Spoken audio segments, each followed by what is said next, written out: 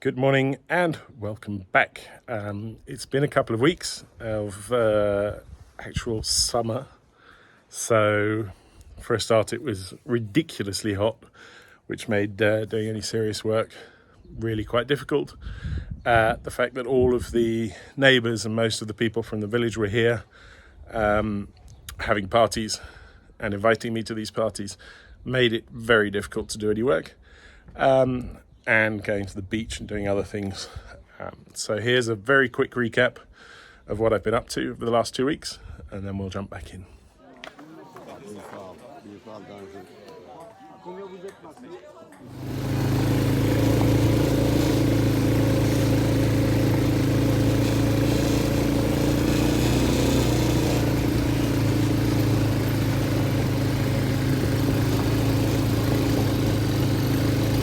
So today is the day of the annual village hike. So we've come up, you see my quad there, some cars, there are some buses in fact coming up. We're in the middle of the woods, there's no self-home reception, there's nothing here, and we're going to go for about a 3-hour hike with a little pause in the middle.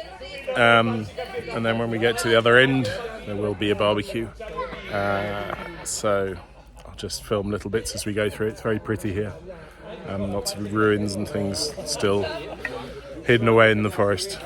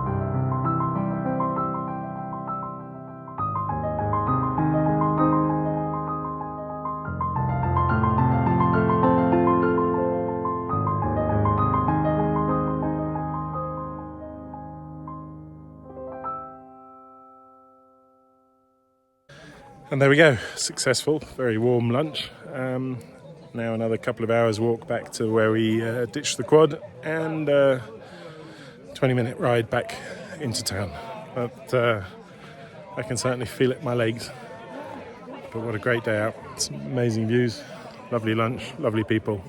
This is country living in Italy.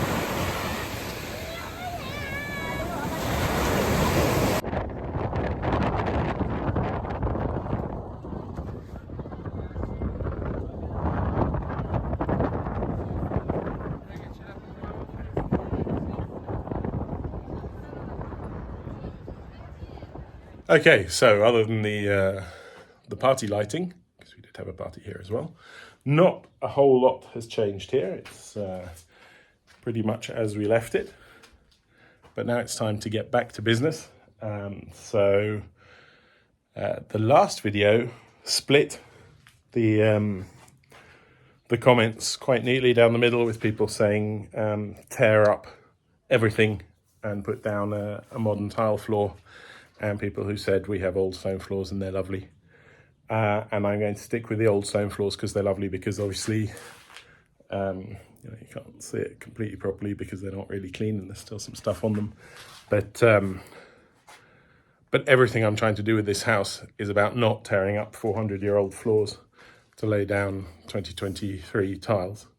So I'm going to have to find some solution for the bit where there aren't any stones, and that was the only bit I was talking about. That bit is not going to change. It's going to be grouted. Some people gave me some very good advice on what to put in between the stones to make it look nice and flush. And I'm going to have a go later on, probably in this video, at cleaning up one of these stones, sanding it down and trying to polish it a little bit so that it comes closer to what the other ones are. But these are the roof stones. The whole roof was covered in these about 150, up to about 150 years ago, when they first put tiles on the roof here. And you can still see some of them sticking out of the wall there on the old roof line. So there we go. So first things first, I'm going to take this sink out. I'm not going to bin it because it's not completely destroyed. Can always go somewhere down in a cellar or something. But I'm going to take that out, and I'm going to take these tiles off the wall, and then I'm going to start taking up the floor here, and we'll start digging down, and I'll explain what the next steps are there then. So let me get a tripod set up and see if I can get this sink out in one piece.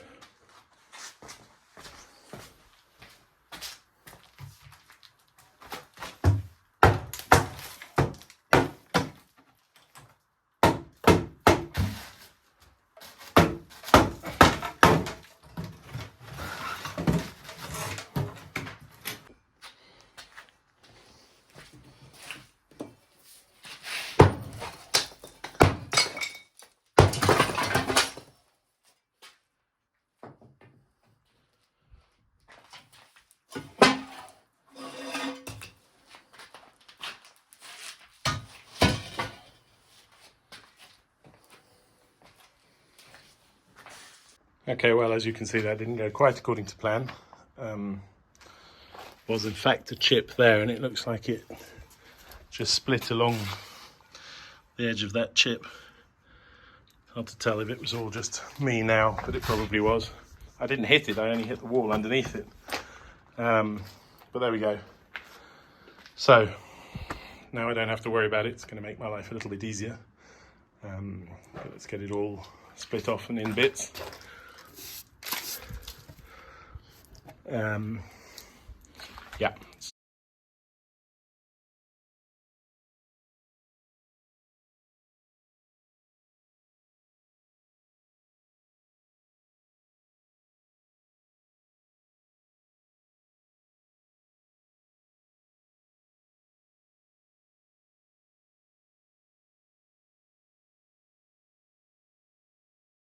So I popped in the shop to get some dust masks, and this is what they're selling these days. Obviously, everything catches up with this, but they seem to have gotten a little bit smaller. These aren't kids' ones; these are proper adult ones. They're very nice and fashion blue, but they're a little bit smaller than I remember. Anyway, I'll do the job for now. Let's get back on with this.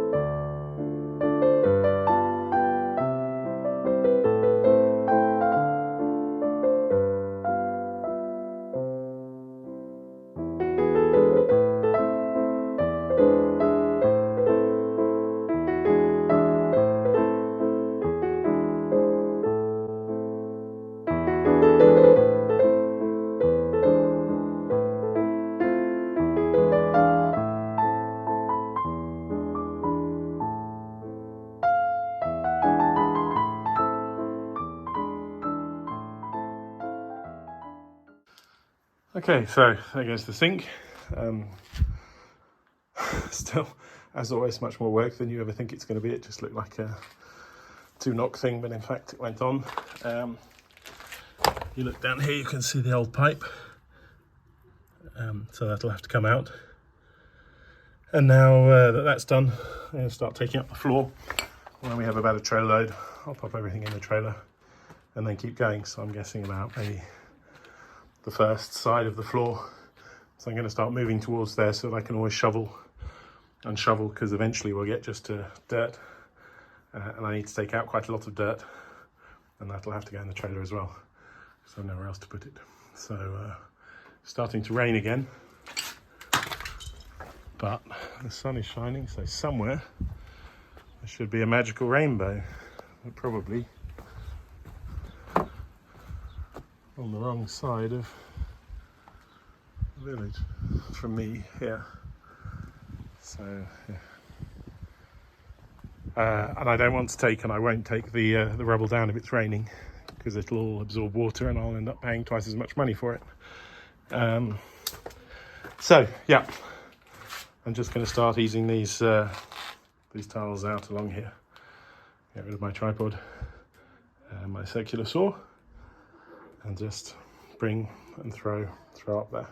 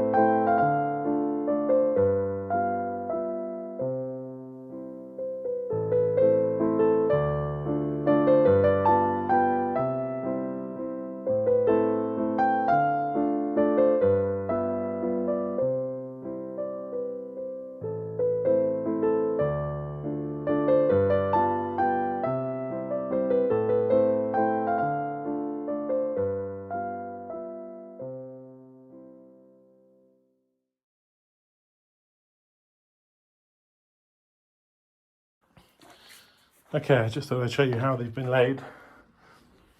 So there's obviously a very wet concrete base poured into, I would have thought it looks like it was done in 2 layers. See there, and then wet on top, so not more than a couple of centimeters really on top of this, which is basically just earth. I wouldn't classify that as sand. So and that's held, so this would have been done at the same time as the loo outside, so 1950, 58, 59, same time as the sink, which did eventually come off. So we're going to do something very similar. It won't be lime, it will definitely be concrete. Lime is the wrong material for here, according to all of the local builders and architects. We have breathing from underneath because there's a cellar underneath, but lime would take a month to cure at least, and would not be strong enough to hold big stones like this together. So no, it'll be basically the same as this. I'm going to dig down and reinforce concrete this little area here, and then pour wet concrete and float the stones on them as flat as I can. And that will probably be that, but we need to have a go and see if these are the right stones, or if I need to go and find something else. So anyway, I'm going to keep going, taking up these. They do come up quite easily now that, you know, we're in under a corner, and but they come up in groups, and they all break, not just because of my hammering, but basically just because the cement stuck to them much better than it stuck to anything else. So it's not like tiles where you can leave some of the tile cement on the wall. Here all of the cement is stuck to the tile, and I stuck them together in groups, and that's what gave it rigidity. It was more like a floating stone floor than anything that was tied in. Right, let's keep going. Okay, there we go. That's our first stripe across. Or strip or stripe, I don't know. It's a stripe, I guess. So the next thing to do will be to get the trailer and to dig earth in and then stones on top. But for that it needs to stop drizzling and raining. So I'm going to give it another half an hour. And in fact, the bells are about to go off, which means it's lunchtime aperitif time. Okay, well, it's time to load up again. Just thought I'd give you a quick update on the Gulf van convertible. As you can see, hole there. Now, pretty big hole there too, which means that when it rains, everything gets a little bit wet. I know it's a workhorse, but I'm considering getting a new roof. And the other new problem we have is this. So, as you can see, the instruments have given up the ghost completely. I'm permanently driving 35 kilometers an hour and have no fuel.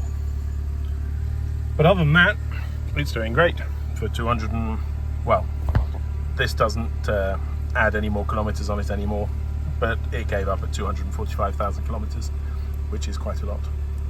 So time to get the trailer, which is in here, down, get the pipe set up and take a load away. There we go, looks much better with the roof down anyway, set up and ready to go. So let's get shoveling. And there we go, that's the first half of the floor. In fact, much more than half of the floor. Just this little bit to go now.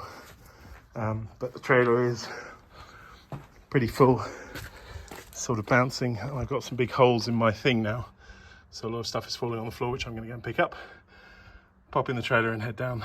And then I shall have to repair. So I'm going to turn it 180 degrees. But then it probably will be reaching the end of its lifespan, unfortunately. So on a small side note, I was thinking as I was shoveling all of this into the trailer, why there isn't a shoveling machine at the gym. And I can tell you, because it does nothing other than make you sweat and give you pain in your lower back. And I'm still as fat as I always was. So it's a useless training tool.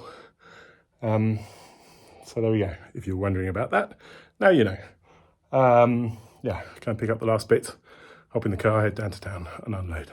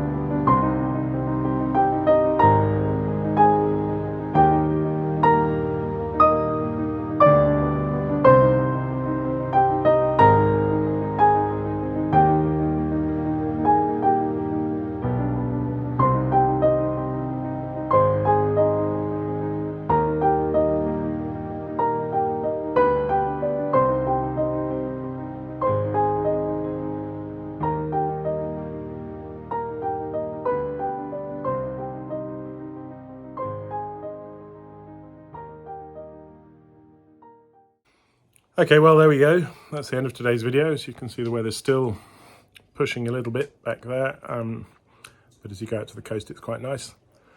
We've still got a lot of digging and a lot of taking to tips. But hopefully by the end of next video, I'll have some sort of metalwork set up and we can start preparing the floor. So once again, thank you very much for watching. I'm sorry it's been a couple of weeks, but some holidays, you know how it is. I hope you've all had a great summer.